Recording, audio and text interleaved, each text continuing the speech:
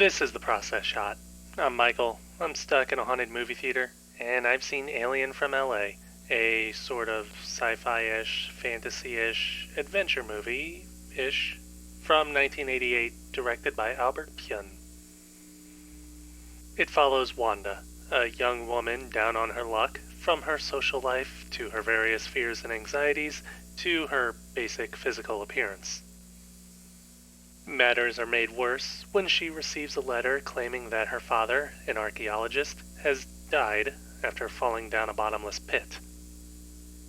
Mustering the courage, she leaves home and flies out to his dig site in northern Africa, finding his research of an underground alien society.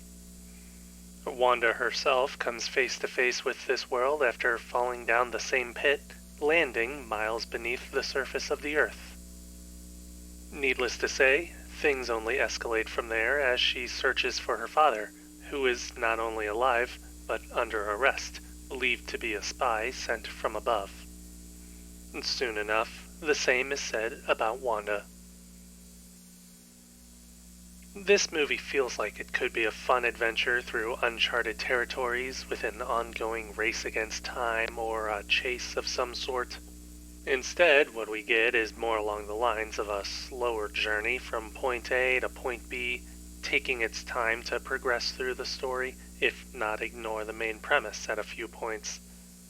Things keep moving along, sure, but it's inconsequential to the primary search for Wanda's father, acting more like a distraction instead.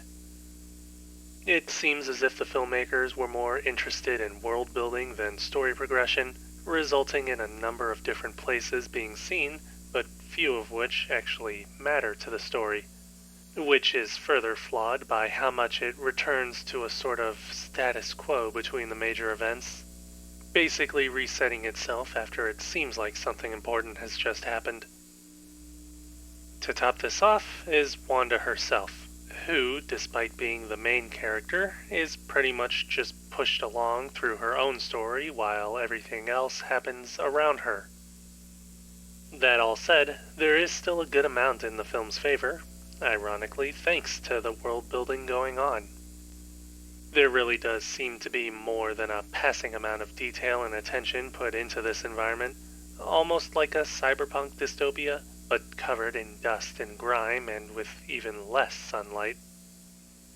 Furthermore, there are actually some other underlying analogs and references to The Wizard of Oz throughout the film, as if this were meant to pay homage to that classic. I'd say if the filmmakers had stuck closer to that, I think it might have felt a bit more cohesive, or at least it would have had a better framework to follow, rather than kind of just throwing things at the wall to see what sticks. The technical elements are also something that push the movie into a more positive light. Besides a few scenes that look like they were shot in an abandoned factory, there really is more than enough evidence that the art design was given a lot of importance, with the underground world feeling rather consistent across the many environments.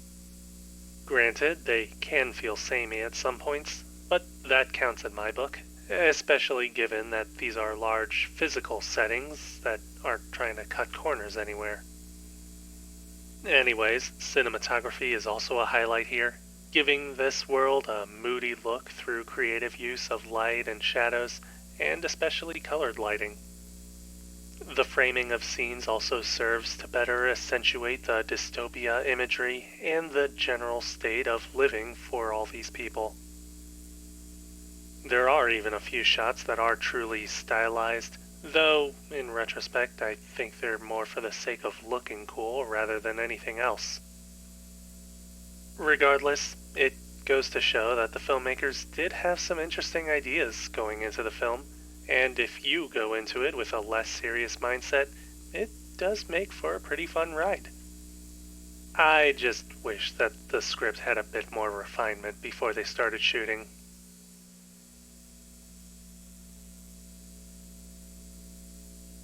Alien from LA, Albert Pyun, 1988. 3.5 stars. I would recommend giving it a watch. At the very least, it's gonna be a guilty pleasure for me.